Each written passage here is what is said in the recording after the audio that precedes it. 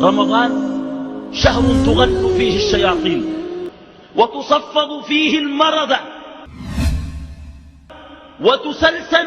ويسلسل فيه الجن، أي يوضع الجن في سلاسل،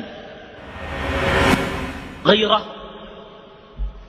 أن بعض الجن والشياطين من المسلمين يفسدون أكثر من فساد الشياطين أنفسهم، وأعني بذلك الفضائيات في رمضان. بشرى سارة لمشاهدينا في رمضان. الفترة المسائية، السهرة الرمضانية، الخيمة الرمضانية، كلها أغاني ومجون، بل أحيانا يفطر بعض الناس على أصوات الموسيقى وأنغام المجون في رمضان.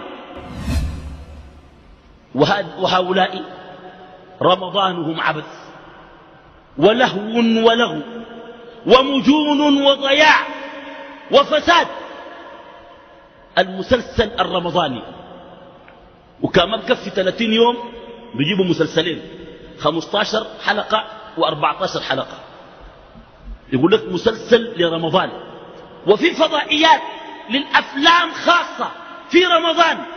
أيعقل أن يكون الشهر الطاهر، الشهر المبارك الذي نزلت فيه أجل الكتب الأربعة على الناس وعلى البشرية هداية ومنارة، أن يكون بهذا الضياع.